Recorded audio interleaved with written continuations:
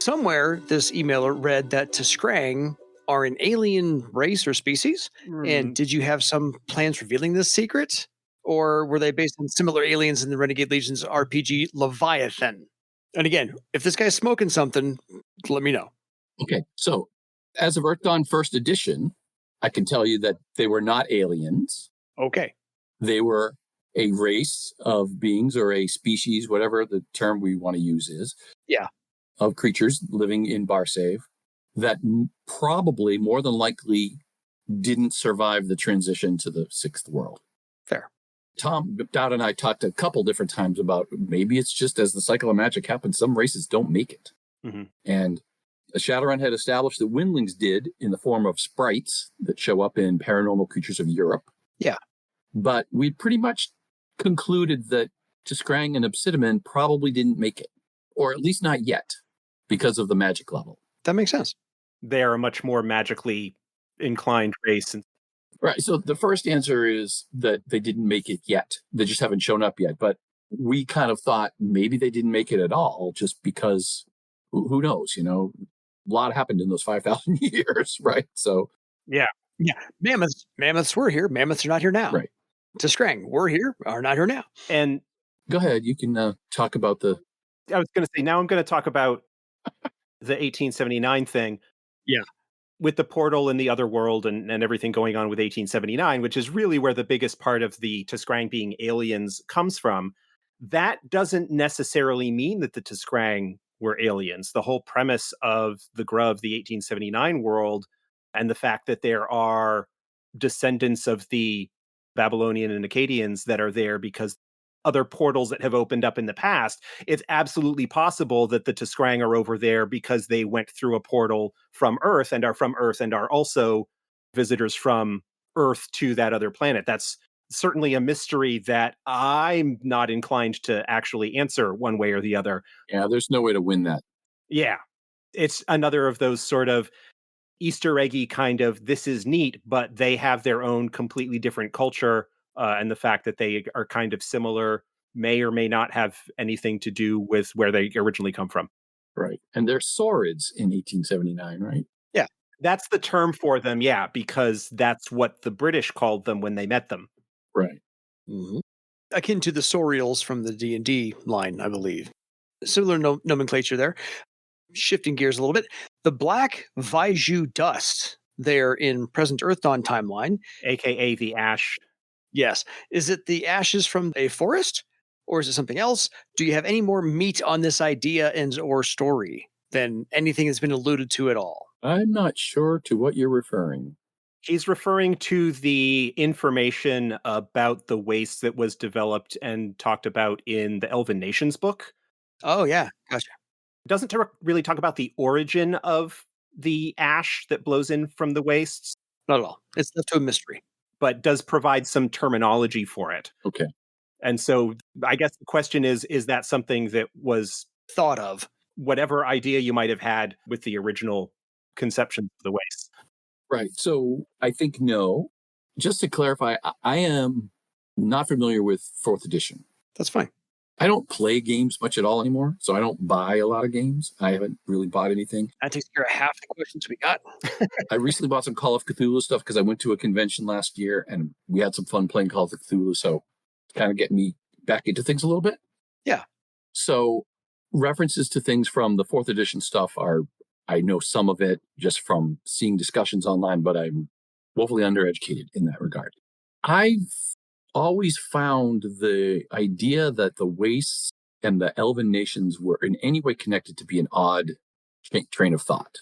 Recently, I was in Ireland on a family vacation, and yes, I think I posted from there at one point that it reminded me. I was behind on my listening because it didn't work out, but being there reminded me that basically Ireland and England were what we thought of as the Western kingdoms back in the day, in the 90s, when Tom and I were working on stuff. When we talked about the Western kingdoms, it was pretty much west of the Bloodwood and west of the northern part.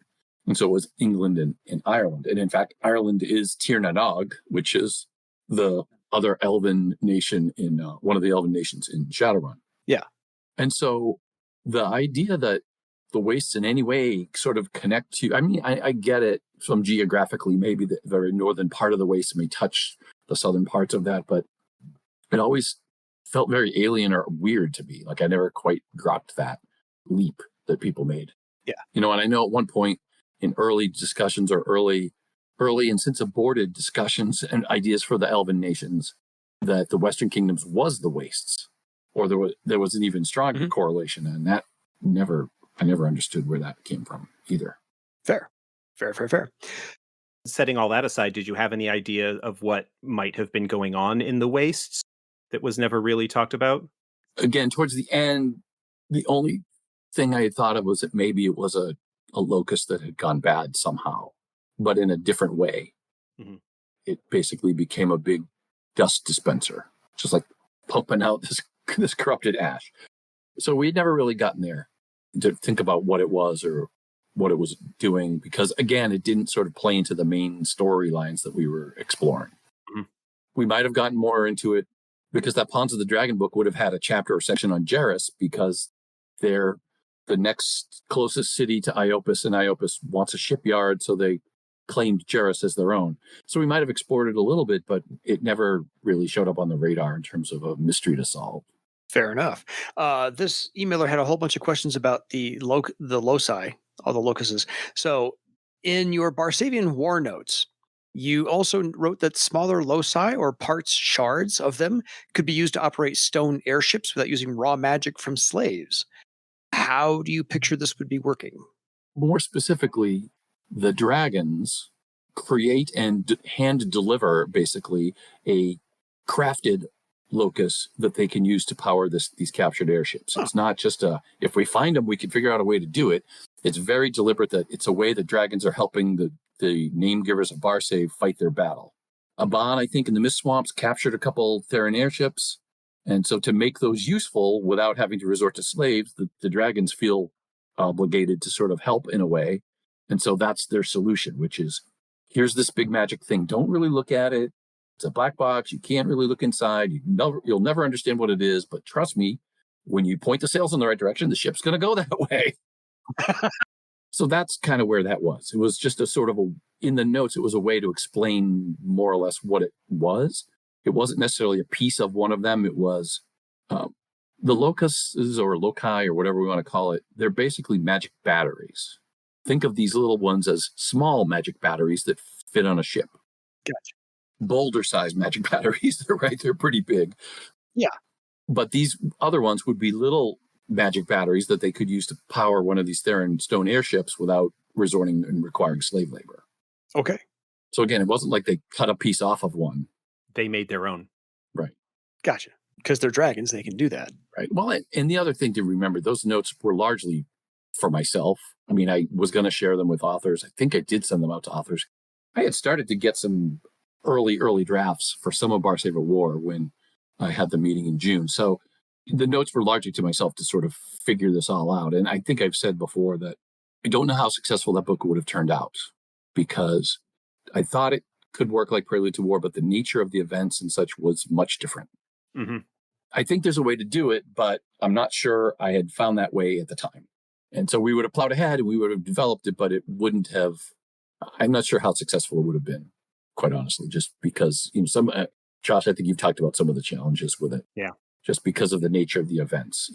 Prelude to War worked because there are things that happened, and in the aftermath of those, there was adventure possibilities and potential. Gotcha. So a couple of geography questions to the same emailer. The Theran Empire map to him looks like a little bit of a rush work. Sea levels this long ago were much lower, he says. The shorelines on this map are very modern.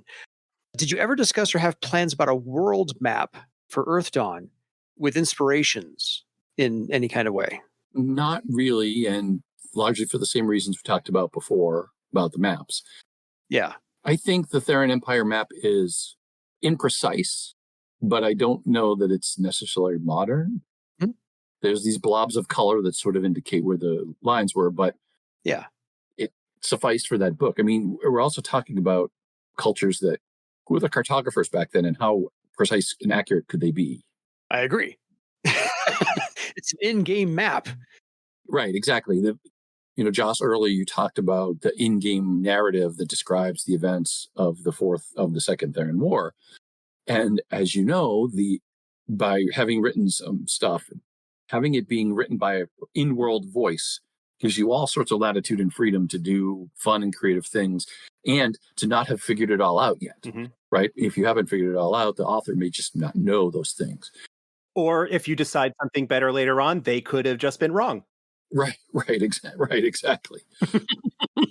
People have asked me, my stock answer has been, whenever the text would say, this thing may have happened, I'm thinking 95% of the time it did. That the text is reliable. Yeah. But we save that 5 to 10% for when some other cooler idea shows up. Keep it in your pocket. Yeah, that's one character's propaganda thing. In terms of a bigger world map, we didn't really think about that specifically. I had some ideas for other parts of the world. One of the other books I wanted to do was Legends of Earthdawn Volume 3, The Journal of the Earthdawn, which would have been, had the Earthdawn shown up. As an aside, I'll talk about this a little bit. In my notes for Barsaive at War, I had the Earthdawn showing up in the middle of the battle. Yeah. I wanted it to come back. I wanted to do this book. And then at some point, before I had a chance to revise the draft, we came to the realization that it was a little too much Deus Ex Machina, that it would show up right in the middle of the battle where it's most needed and helpful, right? Yeah. As cool as it might be, just a little bit too much. So I pretty much had decided in my head, at least, that wasn't going to happen anymore. That was one of the things that I don't think I ever communicated to the Living Room Games gentlemen, because they did have it happen in there. So that said, I wanted the Earthdawn to come back, and this journal would have included log entries. And the idea and the conceit was that the Earthdawn had been everywhere. Yeah. And in fact, I was just reading through a piece of something in the Theran Empire book. There's a reference to the Earthdawn in there. No, you know what? It's in the Dragon's book. I take it back. But it's in the Dragon's book, but they're talking about Kriana and how there's a report from Kriana of the ship, and it turns out that the dragon believes it's the Earthdawn. Yeah. So the idea was that the Earthdawn had been everywhere, and that this journal would give us a chance to sort of explore what the rest of the world was like. As kind of cool and as engaging as that might be, the downside is it might give away the party. If they went to the area that is now North America, that we consider North America, and they talked us about the different types of adepts and how magic is used and blah, blah, blah, well, then that's how you kind of have to do it. And if a better idea came up a year later, then you're contradicting yourself, or the author's just completely wacky, or it could have shoehorned some things in a way that might not have been ideal. Yeah. So I still think it would be a cool product. I still love the idea of the Earthdawn coming back. In my mind, it is not a pristine ship. It's now comprised of very different types of wood and construction. You can tell it's been through the ringer a few times. Oh, yeah. Is it the original Earthdawn once you've replaced all the bits of it? Right. I think it's got an air elemental bound in it. So that was one of the other sort of ideas, was that they'd actually captured and sort of bound an air spirit, and that helped keep it flying and going. What the relationship between the crew and the air spirit was unresolved, right? It could be good. It could not be so good. Yeah. So that's the extent, and at one point I did have a thought about what magic might work like in other parts of the world. Yeah. I've always sort of believed that a lot of the game system, or a lot of the stuff in the way characters are defined, is Barsaivian centric. Even the discipline system, the way it is in the game, is more of an expression of Barsaive and Thera than it is the way magic has to work everywhere. So if I were to draw the line between what's setting things and what's game mechanic things, talents and ranks are on the mechanics things. Those have to be the way, they have to be there everywhere, because that's how we represent abilities. But disciplines, I don't think so. I think disciplines could be more Barsaive specific. So for instance, when I read reviews of the Cathay book back from 3rd edition, I was kind of disappointed that they had very similar disciplines, and gives you an opportunity to do something completely different for that region. Yes, from a game balance and mechanics and all that is a big puzzle to solve. But what a cool opportunity to think of a whole different metaphor for how they develop and how they build these talents. Yeah. This is a bizarre leap, but follow with me. So one day I'm watching Pocahontas, the Disney animated film. Yeah. And towards the end, there's the scene where she needs to go rescue John Smith. And she says, "Eagle, give me speed, and mountain, give me strength." I don't remember exactly the words, but as she runs through, she's basically calling on nature spirits to give her the ability to get there in time. Yeah. And save John Smith. And I thought, what a cool idea for a character, like for a character in a fantasy type of world where their abilities come from their communing with spirits of nature. Yeah. And so one of the thoughts I had, I don't know if I even wrote it down, was if we ever get to North America or South America, maybe there are these spirit adepts. And what we would do is take the talents, but link them in some way to spirit, so that if you invoke the mountain spirit, you get strength-based abilities. I didn't have any idea how it was going to work, right? Fully fleshed out. It seemed like an interesting alternative way to explain how characters in different parts of the world use magic. Because it seems that unlikely that civilizations an ocean apart would develop the same system of adept magic, right? Just doesn't seem likely. Oh, yeah. The Theran Empire gives us a good example, a good excuse for why everyone we meet so far practices disciplines in the same way. But again, I think if you get to Cathay, I think you get to North America, South America, Australia, wherever, I think it provides cool opportunities for something different. Sub-Saharan Africa, yeah. Yeah, just who knows what's going on there and how they're doing things. Agree. Well, this is way off topic from the question, I think, but...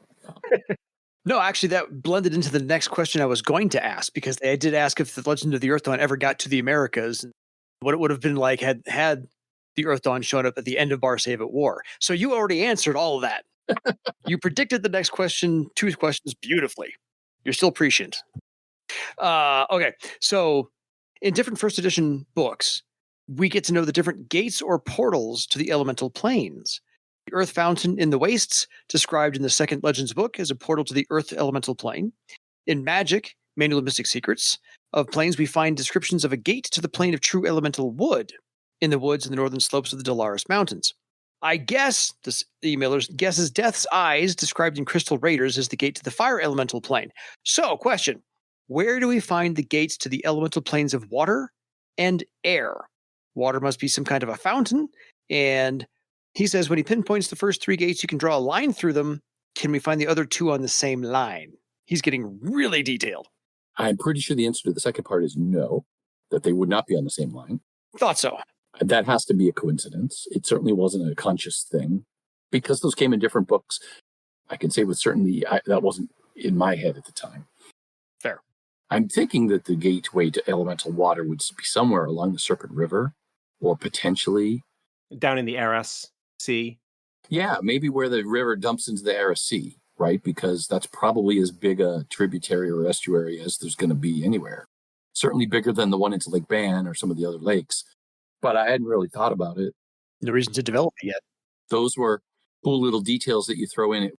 It's a little sidebar, because you can tell this is how I think. When I first got into DC Heroes, I bought every book as it came out, partly to see the stats for the different characters. Oh, this book has the Fearsome 5. I want to see the stats for the Fearsome 5. And this has the Brotherhood of Evil. I want to see the Brother, and I was very much into the new Teen Titans at the time.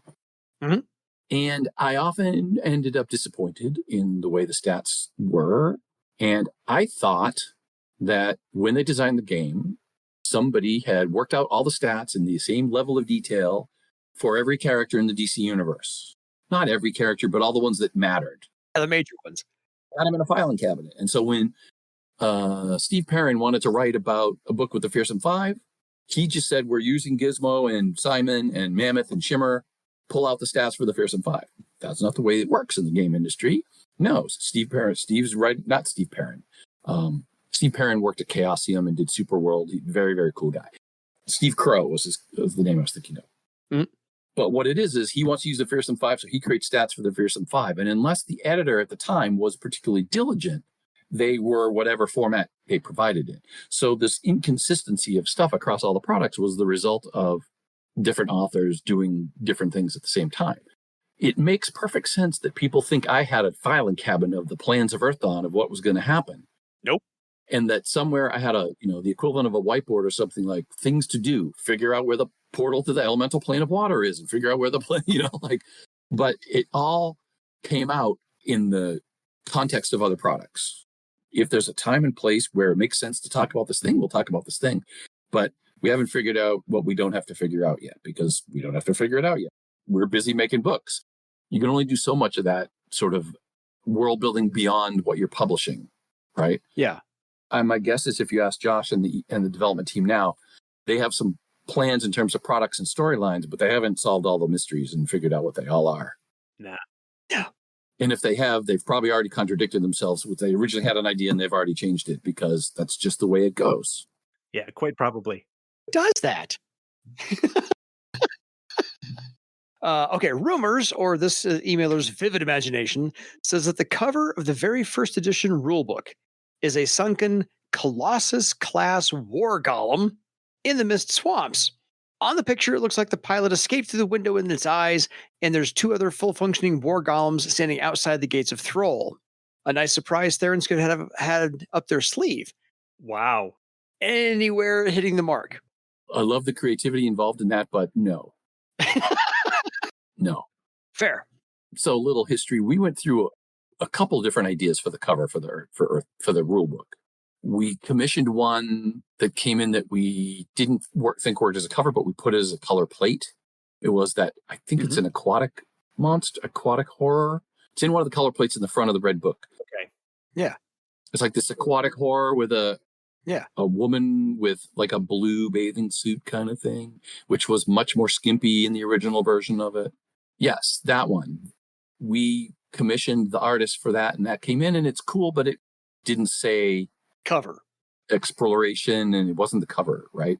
And in fact, at one point, if you ever saw the original flyers, there's I believe the cover image we used for the first flyer has a pyramid in the background, and like there's a woman and a couple other characters in the foreground of it. That was close to being used as the cover because it evoked it had an airship, it evoked some of the themes that we wanted to explore. Yeah. But in the end, we went with that Wreck Berry piece of the cool statue sunk in the mud in the Mist Swamps. Yeah. And whether that was the Mist Swamps or not is debatable, but it was clearly a swamp. It got captioned as the Mist Swamps in the right. book. Well, so that was another chore we had to do, is we had to caption all those pictures, which is some of them are kind of goofy, but we got 12 pieces of art. Figure out what these things are. Okay. I remember doing that with the 4th edition color plates.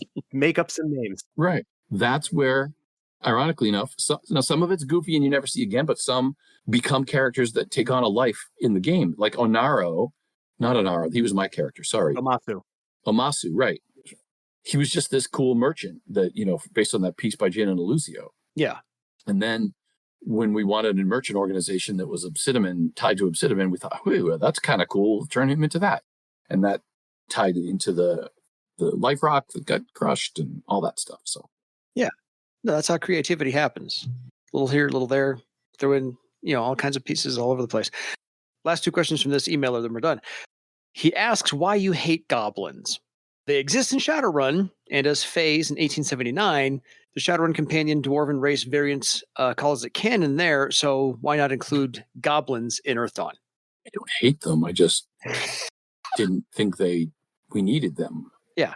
And I guess the question is, do we want them as an antagonist or as a name giver race? And for whatever reason, 8 seems like a good number for name giver races, right? I mean, I don't know that 9 or 10 would be worse, but I think just it makes things more complicated if you have 9 or 10. Yeah, and I think the proliferation of player character races or species I don't know how much value it adds to the game. How different would they be? Agreed. Than some of the other existing species. Yeah, because the 8 that are presented in Earthdawn are distinct and unique. Right. If you start watering it down to say, well, goblins are kind of between dwarves and windlings or whatever the case may be, yeah. And I know you could say, well, then what happened? What's with the Leafers and the Jackalmen? And I would say, you're right. I probably should have thought more carefully about that, but at least they were from a different place, a different enough place that it made some sense, and they were certainly of a minority in terms of the population. They weren't very populous, so yeah. That's kind of why I don't hate goblins. I just don't think they necessarily belong. I got no problem with that. Yeah, and one of the things that Earthdawn did a little bit differently compared to D&D was that there weren't 20 different monstrous humanoid races to be various levels of opponent, and that you had the horrors and plenty of opportunity to do weird monstrous kind of stuff as a result of constructs or corruption or whatever, but that also a lot of the antagonists were just other people. Right. Yeah. Like in our world, Mhm. right? We only have one species, and we find plenty of reasons to fight each other. Endlessly. Sadly, we find plenty of reasons to fight each other. Agreed. Last question. Did you have any input at all in the development of 1879? And I think the answer is obviously no, because you're out of the business for quite a while. No, I'm not going to say any more than that. Fair.